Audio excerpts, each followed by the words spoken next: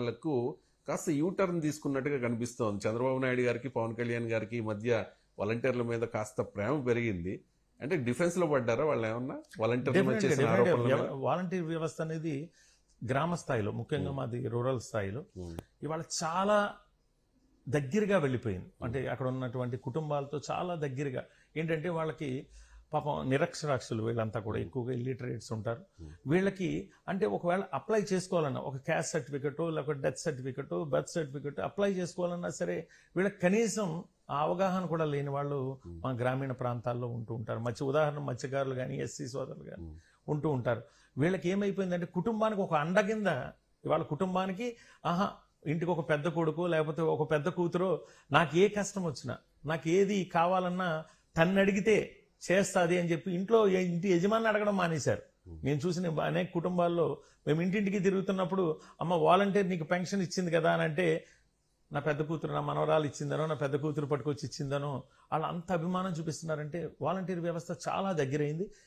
మెల్లిగా ఇవాళ మన ప్రతిపక్ష నాయకులు కూడా అది తెలుసుకుని మేము వాలంటీర్లు తొలగించామని అంటున్నారు. కానీ ఖచ్చితంగా చంద్రబాబు నాయుడు మాట ఎవరు వినే పరిస్థితి లేదు. ఒకవేళ నిజంగా వాస్తవంగా ఒకవేళ చంద్రబాబు నాయుడు లాంటి వాడికి ఏదైనా ప్రజలు కానీ ఒకవేళ కానీ అవకాశం కానీ ఇస్తే ఖచ్చితంగా వాలంటీర్ వ్యవస్థను తీసేసి వాళ్ళ సొంత మనుషులు జన్మభూమి కమిటీలాగా సొంత మనుషులు పెట్టుకోలేదు. లేదు, వాళ్ళు వాలంటీర్ వ్యవస్థను కొనసాగిస్తామంటున్నారు. వాలంటీర్లకు పారితోషికం, గౌరవ పారితోషికం 10,000 చేస్తామంటున్నారు.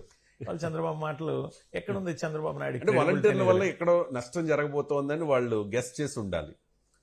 సరే, ఒకవేళ అంటే వాళ్ళు చేసిన ఆరోపణలు ఆ పార్టీకి నష్టం కలిగిస్తాయి, ఆ కూటమికి నష్టం కలిగిస్తాయని వాళ్ళు బహుశా అంచనా వేశారు. డెఫినెట్ గా అతను చాలా దారుణమైన ఆరోపణలు చేశారు. పవన్ కళ్యాణ్ అయితే చాలా దారుణమైన మన ఆరోపణలు చేయడం జరిగింది. ఎవరైతే ఒంటరిగా ఉన్నటువంటి ఎవరు మహిళల పట్ల అసభ్యంగా ప్రవర్తిస్తున్నారని చంద్రబాబు నాయుడు మాట్లాడితే ఇంకొక అడుగు ముందుకేసి ఈయన ఏకంగా చాలా మంది వాలంటీర్లు ఎవరైతే ఒంటరిగా ఉన్న మహిళలు కావచ్చు లేకపోతే ఇంట్లో ఉన్న ఆడవాళ్ళని కావచ్చు కొంతమందిని వీళ్ళు విదేశాలకు పోయి అమ్మేస్తున్నారు అన్నట్టుగా ఆడవాళ్ళు కనిపించకుండా చేయడానికి వీళ్ళ పాత్ర ఉందని చెప్పి మాట్లాడడం అనేది చాలా దారుణం. అది సభ్య సమాజం తలదించుకునే విధంగా వాళ్ళిద్దరూ ఆ నాయకులు ఇద్దరు మాట్లాడారు. దీన్ని తీవ్రంగా ఖండిస్తున్నాం. 2019 ఎన్నికల్లో